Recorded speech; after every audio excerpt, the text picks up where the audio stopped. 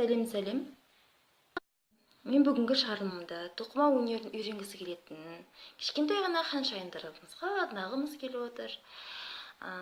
Мұқият естеріңізде болсын, тоқыма өнерінің алғы шарттары. Мына алып тоқиын деп отырған жібіңізбен тоқитын сымыңыз өте сәйкес келу керек. Мына менің қолымдағы сымым номер 4-тік сым. 4 және 4,5 сыммен тоқылу ұсынылады дейді. Ал енді іске көшейік. Мына менің қолымдағы сым, жібім жуандау. Сол себепті мен шамамен 15 см аламын. Бір ілгенде мінекейіңіз. Шамамен 15 см аламын. Себебі жуандау жіп. Тағы да екінші 20 жіппен бастаған келіп отырмын сіздерге. Содан соң арасынан сымды өткіземіз де тартамыз. Содан соң бас бармақтағы оратылған жіптің арасынан, мінекейіңіз, көрдіңіз бе? Балаң үйректе ілінген, мінекей, екінші саусақта ілінген жіптің арасынан өткіземіз. Екінші рет тағы солай. Көрдіңіз бе? Тағы да кеттік. Төртеу. Бесеу. Алтау. 18, 19, 20. Мінекей 20 жіп алдым. Осы біздер үшін жеткілікті деп ойлаймын алғашқы тоқымаға. Мінекей сымды алып алдым. Енді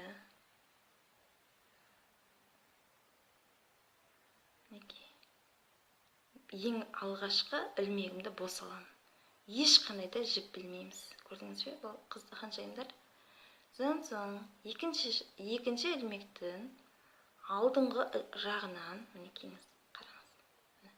Алдыңғы жағынан жіпті ілеміз. Міне, көрдің бе?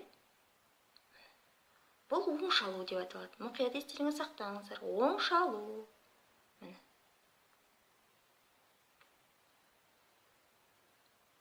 Мына бас бармақ балаң үйректің көмегімен әдетте жіптер шалынады. Бесеу, алтыншы, жеті,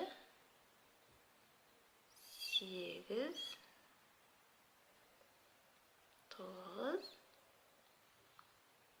10, 11, 12. Ешқандай да қорықпаңыздар, қателіктер болып тұрады. Бәрімізде кішкентай кезімізде түрлі қателіктерге жол қалдырғанбыз. Біресе тоқимыз, біресе қайтадан тарқатып тастаймыз да. Түк те қорықпаңыздар. Мен сіздерде де осындай керемет тоқып жатыр деп ойлаймын сіздерді. Соңғы ілуім 19-шы. Енді өте мұқият есіңізге сақтап алыңыз. Міне оң жағыңда тоқып келе жатырғаннан соң ең соңғы шалуды міндетті түрде теріс тоқимыз. Сонда сенің тоқып жатқан тоқымаңның жиегі өте әдемі көрінеді. Келесі, енді мынау біздерде теріс шалу деп аталады. Өте мұқият естеріңізге сақтап алыңыздар. Теріс шалу. Бұл жолы біздер оң қолымыздағы инені, сымымызды ілмектің алдыңғы жағынан ілеміз, саламыз, кіргіземіз, көрдіңіздер ме? Содан кейін балаң үйректің көмегімен жіпті іліп аламыз да, мына жіпті шалып аламыз. Жіпті шалып шығарамыз, көрдіңіз бе? Бұл теріс шалу деп аталады. Мінекей, алсаңыздар, сіздің өзіңіз шаршайсыз, қолыңда қатты шаршайды.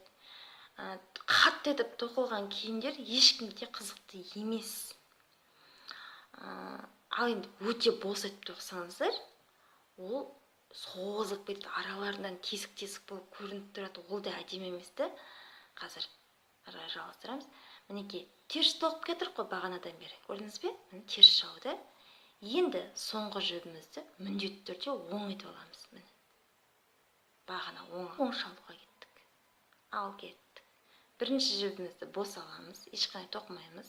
Келесі, міне, ilмегіміздің артқы жағына сымымызды кіргіземіз. Міне жібімізді іліп аламыз. Келесі, міне, артқы жағына, міне, артқы қатарына сымымызды кіргіздік.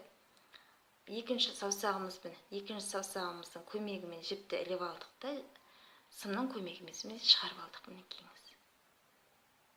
Мына оң шалу. Әдетте оң шалу, теріс шалу деп айтпаймыз. Оң тоқу, теріс тоқу деп айтамыз да біздер.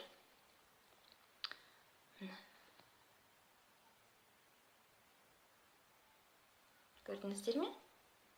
Ешқандай да қиындығы жоқ, ханшайымдар.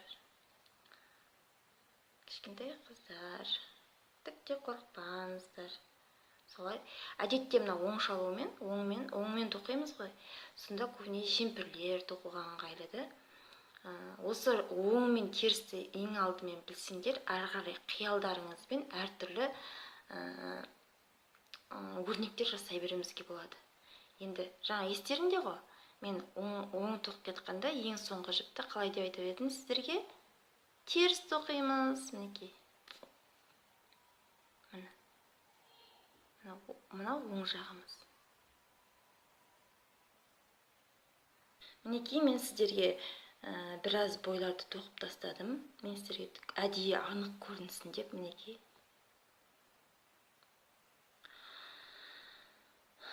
Оң жағы, бұл оң шалу деп айтылады. Енді мына жағы теріс шалу. Көрдіңіздер ғой да?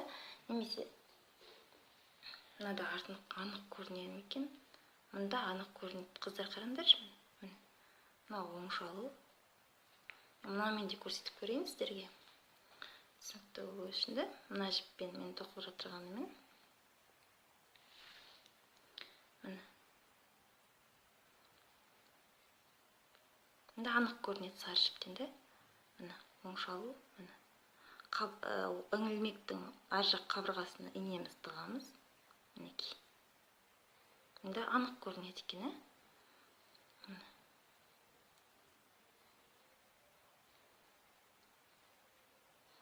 көрінсе, мінекей.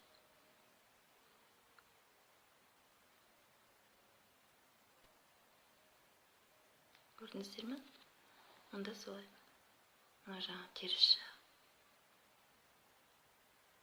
Әдетте оң шалу мен теріс шалуды үйрене алсаңыздар, қыздар, көп нәрсені, көп түрлі өрнектерді, узорлар дейді ғой, көп өрнектерді сіздер тоқи аласыздар.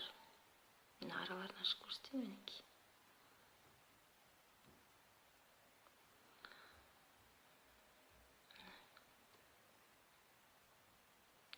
Ешқандай да қиындығы жоқ. Үйрене алғыларың келіп сабақты ашсаңыздар, басынан бастап әлсін-әлсін қолдарыңызға болады.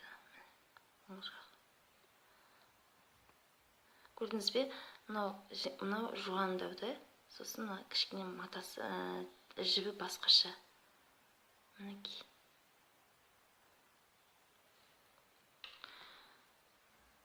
Бүгінше жаттығыңыздар. Ертең мен сіздерге мынадай сіздердің өте жақсы көретін өрнектеріңіз, мына жүректер етемін. Жүректі қалай салу керек? Тоқу барысында жүректі қалай салып кету керек? Соны үйретемін. Оң шалу мен теріс шалуды үйрене алсаңыздар, көп тоқыманың біразын үйреніп қалдым деп ойлаңыздар. Осы ең алғашқы основной дейді ғой, негізгі алғы шарты осы.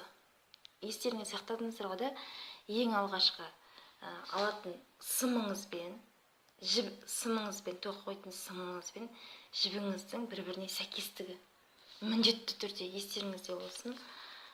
Қыз-келіншектер болсын, кішкентай ханшайымдар болсын, тағы да естеріңізге саламыз. Мұқият. Әйтпесе ешқандай сәйкестік болмайды. сіздердің тоқыған өнімдеріңіз де әдемі болып көрінбейді. Жақсы сау болыңыздар. Пока-пока.